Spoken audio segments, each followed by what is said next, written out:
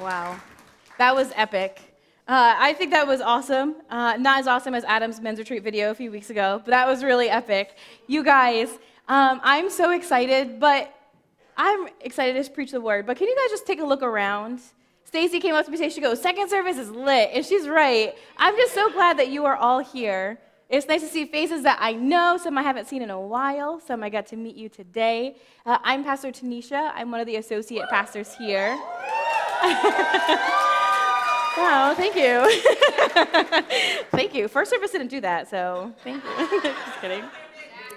Hey, I'm so happy to be here. I'm so grateful that we serve a God who is good, a God that we can trust, a God that we can look to, that our God is so good and he has good things in store for us.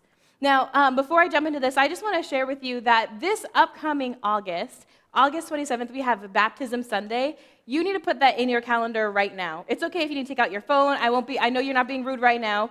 Put it in your calendar because it is a highlight of our year. It's one of the best things we do. We have Christmas parties. That's fun and all. We got Wednesday night. That's incredible. But Baptism Sunday, come on. We're going to go. We go down to Nahant Beach, and we get to celebrate with people who have decided to follow Jesus in getting baptized. And for those of you who would say, you know what? I really want to follow Jesus. I would love to give my life to following Jesus. I want to get baptized. I'm about to go in the water, come out. It's okay. We'll make sure it's clean. Last year we delayed it because it wasn't clean enough. But we get to celebrate with each other. We go down to the beach. We hear about what God is doing in the lives of people. It is truly an exciting celebration. And then afterwards we hang out. We got food. It's a good time. So if that is you and you decide, you know what? I'm ready. I want to make this decision. You can chat with Pastor Emily. You can go on the Church Center app. If you don't know what that is, you can ask someone around you, because she has a couple of classes just to let you know a little bit about what it is that you are doing. So Baptism Sunday, August 27th. We're going to be there. If you're going to be there, that's awesome. 6 o'clock, maybe? I don't remember. But you know what? On the awesome video that Pastor Jesse does, they'll tell you. Someone on there will tell you. I think it's at 6 o'clock. But anyways, I just want to let you guys know, Sunday is such a fun day of the week. We get to come here. We get to celebrate today together. We get to have good coffee, good times. And last Sunday, I had a great Sunday. I got to Sabbath, and I got to think about how good God is that he would gift us with the example to rest. So last Sunday I woke up, I had a great morning. My dogs, they went out, came back in, nice and easy. Had a good breakfast from Dunkin' Donuts. I go through the drive-thru, sip, sip, nice and fast, the way that it should be. No one's in front of me. I'm driving, no traffic on the way to church. I get to come here, get to serve God's people, his church. We get to worship together, and man, in worship, especially in second service, I feel like the Holy Spirit is just moving, right? Yeah, Pastor David, he preached a great sermon that just challenged me, spoke to my spirit. And then after church, my friends and I, a group of us, we went together to this beach in Wilmington. It's awesome, costs money, but it's worth it. We went to this little lake, and we just had such a good time. We ate together. We had the kids. They were laughing. I was dying because I caught a picture of it. You know, the kids, they're sitting there having lunch, sitting on the beach, eating some chicken wings, just having a good time. We're in the lake. The day was beautiful. Skies were clear. We got little fish swimming around, eating you know.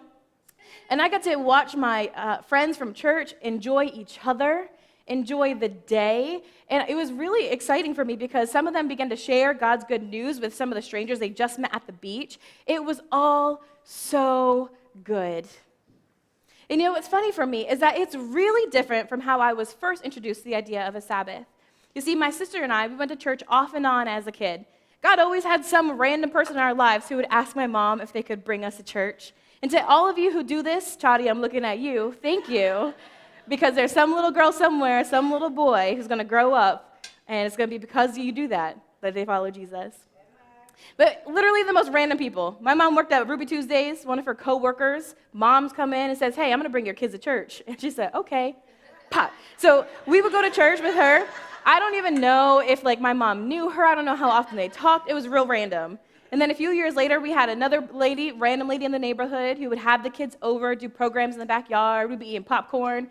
I really don't even know if my mom knew this was happening. We just were there. And all the time, God always had someone in our lives who would share Jesus with us. And there was a period of time that my mom even came with us. This was one of my sweetest memories from my childhood. You know, we would sit in there, we'd be singing together, I'd be smelling her coffee breath, thinking, wow, church. And it was really special. There was a church that really was very generous to us. They showered us with Christmas presents one year because she was a single mom, didn't have money for Christmas presents. These people gave me my first black Barbie doll. Never had a black Barbie doll till then. They invited us over to Thanksgiving with one of the families, and the pastor's daughter, she would babysit us, my sister and I. And this church just really just loved us. It was great until it wasn't. Everything was great until, as they were discipling my mother and introducing her to different aspects of following Jesus, that there was a conversation that happened. I don't really know because I wasn't there. You see, the pastor's daughter, she had a waterbed, and so my sister and I, we used to play on the waterbed because waterbeds were a thing. And all I knew is, you know, they came to gather us. My mom came, and she said, all right, girls, we're leaving. Something was a little bit off. Usually when we left, even if my sister and I were fighting, kind of left in like a good mood, you know? But there was something about my mom, she just was not happy. So we get in the car and we're kind of like, what's going on? What's happening? And see, here's the thing. They were trying to tell my mom about following Jesus and encouraging her to dive into her faith. And I remember this conversation we had about how we're no longer going because they wanted her to stop working on Sundays. The audacity. See, being a single mom and a waitress, the idea of taking one day off, it really was outlandish to her. She literally couldn't afford to. And I remember she said this to us. She said, how could a good God ask something so outrageous of me? It reminds me of, you know, how often little kids, they fight back when it's like nap time or bedtime. You're like, all right, time to go to bed because your body needs it. They come downstairs, I just need water, I'm so thirsty. I'm hungry, I haven't eaten in 2 minutes. Or they come downstairs, like, look what I can do, right? Like, they just do not want to go to sleep. But as caregivers, we love them enough to give them rest. And it was so interesting to me to have these two experiences last Sunday where I got to take a Sabbath that was so stinking good. And my mom, who was presented with this idea that seems terrible, cruel, evil even, right? You see, the reality is that in life, we are tired. And the idea of rest can sometimes be appalling. Now, how often in life do we find ourselves with just no more time left, right? Between drop-offs and pickups, get-togethers, family gatherings, working late, extra shifts, side hustles, DoorDash, meal preps, walking your dog, feeding your fish, doing your laundry, bathing yourself or your kids or your pets or your car, counseling appointments, doctor's appointments, adjusting your medication, budgeting, volunteering, family commitments, friend commitments, work commitments, sleeping. And for many of you, that's just a couple days, right? Life is so busy, and it only seems to get busier. A few years ago, I was a kids pastor. We had this kid come into church, and I said, hey, it's so good to see you. What's going on? He said, Pastor Tisha, I'm tired. Oh, really? So I haven't been here because I just am so busy. Like, you're like 8 years old. How busy can you be, right? He goes on to tell me about all these things that he's got going on in his life. He's just too busy to come to church. Do you realize what a sacrifice it is for him to be here that one Sunday? Man, he's a tired child. And you see, it's funny because even as kids, it feels like kids don't have enough time. Even kids these days are tired. But you grow up and you're like, okay, it's going to get better. It's going to get better. You go to high school, and then all of a sudden, you have no more time again. Just even more tired. And then you go to college, you're into the workforce, you're going on with your life, and just life doesn't ever seem to stop, does it? We are tired people. There's a phrase I hear myself say over and over and over again. Maybe you've said this yourself. If I had more time, I'd. Well, I can't. I just don't have the time. As a society, we are tired. See, America runs on Dunkin' for a reason, because we are tired. 3 weeks ago, I stopped drinking caffeine, and you guys, I'm tired. But here's the thing. One of the encouragements that we're given in the Bible is found in Galatians chapter 6, verse 9. It says this, so let's not get tired of doing what is good. At just the right time, we will reap a harvest of blessing if we don't give up. Now, reaping blessings sounds great, but the let's not get tired, that sounds hard, right? How? How do we not get tired of doing good? When life has so many pressures on us, how do we not get tired? A few years ago, I helped launch this new initiative to connect and equip women pastors. It was so much fun. I had a great time, loved creating new things, new ideas, throwing in new ideas, trying new things. It was awesome. A year later, we had built this organization, and the next leg would be really to maintain what had been built and further develop the ministries. I realized that with the time I had, I really wasn't going to be the most effective team member for this particular part of the journey. And so I remember processing this with someone, and they responded with, "Why can't you?" Now, this is before I was married, before I had kids in the house and all those things. But they said, "You're single. You have no kids. When I was your age," don't you love when people talk to you like that? When I was your age, I had kids, I was married, I would have killed to have the time you have. You guys, I didn't just laugh. I guffawed. Do you know guffaw? Like, it's an absurd laugh. I was like, what are you talking about? See, I was busy then, and I'm busy now. And for me, when I'm not careful, this busyness leads to exhaustion, to bitterness, resentment, burnout, depression, anxiety, overwhelm, not so gentle parenting or partnering, poor diet, and lack of physical health, all the things. And now, is anyone else here sick and tired of being sick and tired? But what if you didn't have to be? You see, the good news is that in all of the busyness of society today, God offers us a great gift. He wants to give you rest. So Pastor Kurt's away. He left us to preach through the book of Genesis, which, for those of you who don't know, is a really complicated book of the Bible. And I decided I'm going to preach on creation, which is not any less complicated than the rest. But I'm going to take it easy, and I'm going to preach about the end.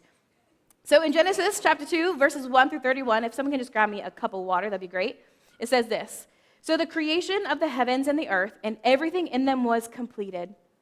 On the seventh day, God had finished his work of creation, so he rested." Can you guys say, "So he rested"? So he rested from all his work. And God blessed the seventh day and declared it holy, because it was the day from when he rested from all his work of creation. You see, God wonderfully and incredibly lays out the galaxies, wildlife, oceans and rivers, vegetation, fruits and vegetables, all so good, and he prepares it for us. Then, as he creates mankind, the masterpiece of his creation, he goes on to create one last thing: rest. Can you guys say rest? You like that? That's how I get my water in.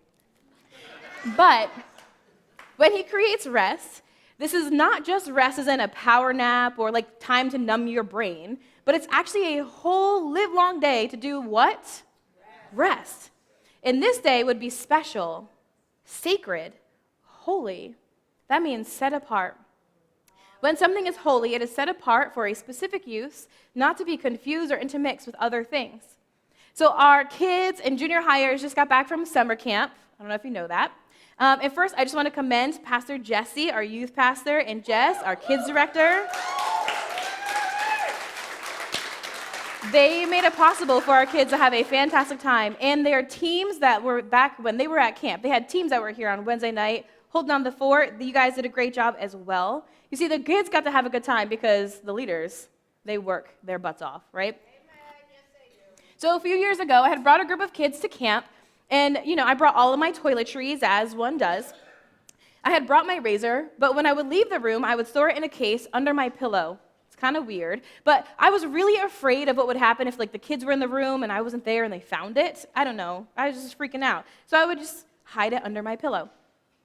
So one day, we get back to the room. I went to go put it away, but when I looked at it, I realized there was something different about this razor.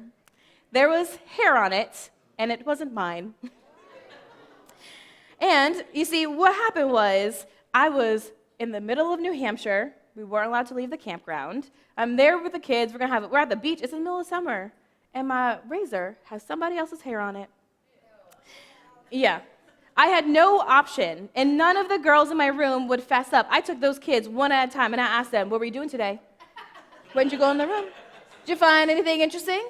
They're kids. I don't know. Maybe they're just getting ready and they're not allowed to. I don't know. But each one of these kids lied to my face.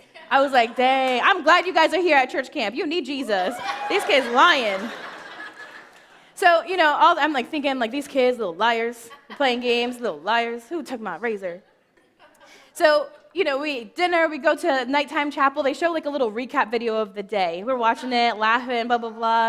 And I'm watching this video, and I see this man, grown man, in our room, on my bed, pillow moves, sees my razor.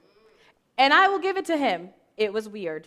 Why is there a razor under a pillow? That is weird. But what he did, I think, was weirder. You see, he took my razor, no lotion, no shaving cream, soap, and dry shaved his leg.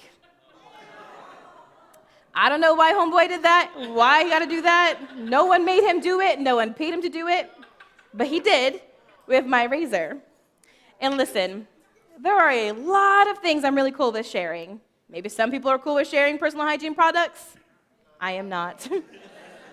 To me, those items were to be used by one person and for one reason. In the same way, God created the Sabbath day, and he made it to be set apart, special day, different from all the rest. It would be holy and dedicated to God. But how was this day to be different from the other days, every other day of the week? In Genesis chapter 2, verse 2, it says this: God finished his work. My glasses aren't that good. God finished his work, so he rested. He stopped. It means to abstain from, cease from, or give up exertion or hard work. Doesn't that sound nice? That sounds so lovely. It's one whole day to stop working. You see, God wants more for you than for you to live your life overextended and exhausted. The Bible is filled with God's reminding us and bringing us, calling us back to him, calling us to rest because we were made to be more than just tired. And do you know that you can accept his rest? In Mark chapter 2, verse 27, Jesus said to them, "The Sabbath was made to meet the needs of people and not people to meet the requirements of the Sabbath." This is a gift for us, a gift, a good gift from our good God. My mom felt like it was cruel, unusual, because how in the world would God require that of her? But what she failed to see at that time was that God was actually not trying to punish her, but was trying to help her, to give her some sustenance in her life, right? Now, it can be really easy to get caught up in the letter of the law sometimes. If you've ever been on the Orthodox Jewish side of TikTok, I don't know if you found yourself there, but you can look it up on YouTube and all those things. There are some ways that people take the Sabbath to the extreme. There's actually certain appliances and all these things that were created so that people don't have to actually work. It's kind of like funny little workarounds. But one example is they have a Sabbath elevator. What a Sabbath elevator does is it runs continually and stops at each floor. So that way, no one has to work. You just step on the elevator. You don't have to push a button, right? They have refrigerators and ovens, all these things that are created to work. They have this one contraption that's like a lamp. They open and shut it so they're not technically turning on the light. It's just covering the light. But here's the thing. Jesus isn't calling us to a place of further bondage. You see, in Mark chapter 2, verse 23 to 28, it says, "One Sabbath day, as Jesus was walking through some grain fields, his disciples began breaking off heads of grain to eat. They're hungry. But the Pharisees said to Jesus, 'Look, why are they breaking the law by harvesting grain on the Sabbath?' Jesus said to them, 'Haven't you ever read in the scriptures what David did when he and his companions were hungry? He went into the house of God during the days of this guy, the high priest, and broke the law by eating the sacred loaves of bread that only the priests were allowed to eat. He also gave some to his companions. And Jesus said to them, the Sabbath was made to meet the needs of people and not people to meet the requirements of the Sabbath. So that the Son of Man is Lord even over the Sabbath.'" Jesus isn't calling us to a place of further bondage. Jesus is inviting us to a place of rest. He is inviting us into a place of rest so we have everything we need to continue doing what we need to do the rest of the week. And to do so, if we are honest, is an act of great faith. Because in order to have one day off, that means you have to work a little extra harder the rest of the 6 days, don't you? And on top of that, you have to trust that it is God who will take care of you. You have to rest. This is really hard for me to say, but I must say it. You have to be able to have faith in God because you have to rest in the fact that you are a limited being with limited energy and limited resources. And that means that not everything you want to accomplish is going to get accomplished, and you have to trust that that is okay. But what if you let God meet you in your limitations? What if you trust him with your rest? Because you were not created to live tired. I want to say that to you again. You were not created to live tired. My husband had told me about a couple of people at his job who they spend their whole life working, they retire, have a retirement party, and then they die. And it's this great tragedy if you think that your whole life begins once you retire, right? But if we live our lives in such a way that we are resting, enjoying our lives, we are not exhausted all the time, is that really a waste of a life?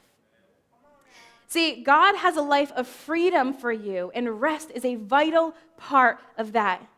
Can I tell you, friends, that you are free to not be exhausted? A few weeks ago, I'm an extrovert. And so when I'm hanging out with people, I could just keep going and going and going and going. Some of you guys are like, can't relate. Respect that. So I'm going, having a great day. And then, my family, they're headed out somewhere. And I said, you know what I'm going to do? I'm going to go to the beach. I'm going to go to the beach with everyone I can find. We're going to have a party at the beach. Like, this is what my brain thinks, right? So I'm at home, getting ready, packing everything up. I'm texting people, you meet me at the beach. Let's go to the beach. Let's go to the beach. And then I'm like, I think I'm tired. The more time I spend away from people, I started to realize my extrovertedness, my energy was no longer coming from being around other people. And I said, you know what, guys? I know I just told y'all we're going to the beach.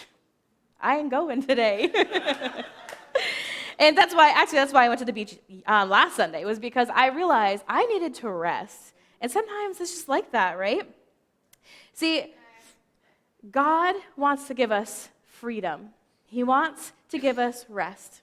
But I have found that similarly to tithing, the spiritual habit of rest is one that can be built upon. If right now you hear the idea of taking a whole day off and you're like, absolutely not, you don't know what my calendar looks like, I respect that because I've been there before.